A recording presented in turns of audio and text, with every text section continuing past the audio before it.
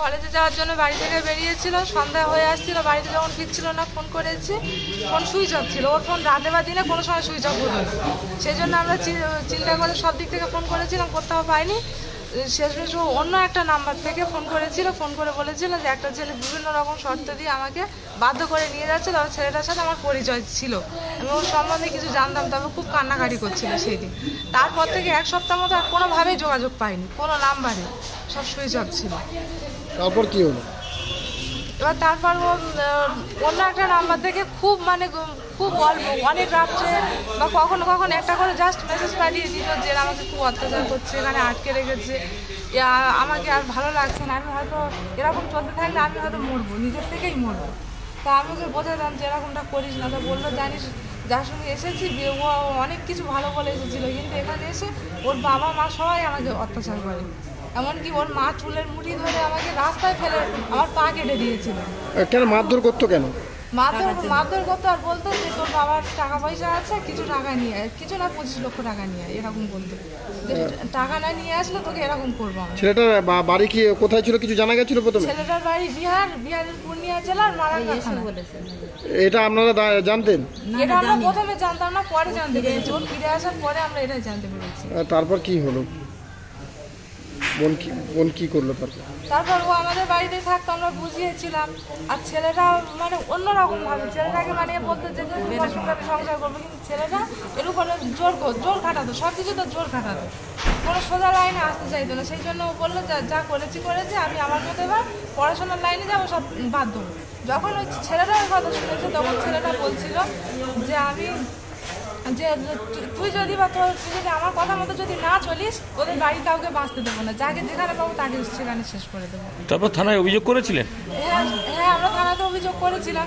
থানায় অভিযোগ করার পরে এবার বোন ওই নিয়ে সবসময় চিন্তা ভাবনা করতো, প্রচুর চিন্তা ভাবনা, টেনশনে একা প্রচুর কান্নাকাটি করতো। আমরা বোঝাতাম যে সে এক দেশে, আমরা তা বললো না রে, আমি ওখানে গিয়েছিলাম, দেখেছি ওর দুটো ওয়ানশাটার রয়েছে, আর ওরা খুব মারকুটে টাইপ। কি বন্ধু ছিল? হ্যাঁ, ওয়ানশাটার যে বন্ধু বললো যে ওরাই আছে, আমি দেখে এসেছি। আর ওরা তো আমার বাঁচতে এই কথা বলছিল যে ও যদি বা আমি যদি বা ওর কথা মতো যদি না চলি, ওর কথা মতো যদি একা না চলে যায়, তাহলে ও কিন্তু তোর বড় ধরনের ক্ষতি করে দিতে পারে, আমার কথা বলেছিল।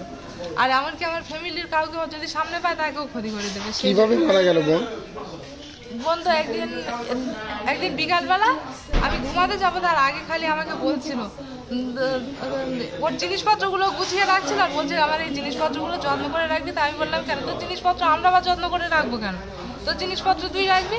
তা বললো যে না, আমার এই মুখ আর আমি কাউকে দেখাতে পারবো না, যে ভুল কাজ করে ফেলেছি, আর ও আমাকে ছাড়বে না, ও কোনো মতে আমাকে ছাড়বে না, আমি না মরলেও না মরা পর্যন্ত ও আমাকে ছাড়বে না। আর ওকে বুঝিয়েছিলাম, বুঝিয়ে আমি ঘুমাতে গিয়েছিলাম, কিন্তু ঘুম হয়নি। একটু পরে উঠে এসে দেখলাম বোনটা টলে পড়ে যাচ্ছিল। এবার সেই সময় সঙ্গে সঙ্গে আমার হসপিটালে নিয়ে এসেছি, নিয়ে আসার পরে কিছুক্ষণের মধ্যে মারা গিয়েছে। তারপর থানাতে ফের কেস করেছিলেন? হ্যাঁ, তার আগে থানা থেকে এই যে পুলিশ কালকে বিহার থেকে উদ্ধার করে ওই ছেলেটাকে গ্রেফতার করলো, কি বলবেন? কলকাতার পুলিশ এখন কিছু করে, পুলিশের ভূমিকা নিয়ে কি বলবেন? পুলিশের কাছ থেকে আমরা প্রচুর হেল্প পেয়েছি, এদিক থেকে পুলিশদের আমরা খারাপ কিছু বলতে পারবো না।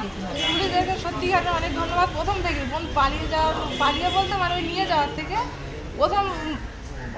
প্রথম থেকে সব রকমভাবে পুলিশের থেকে আমরা হেল্প পেয়েছি, বা এখানে পোস্টমর্টম বা সব কিছুর দিক থেকে। এখন কি চাইছেন?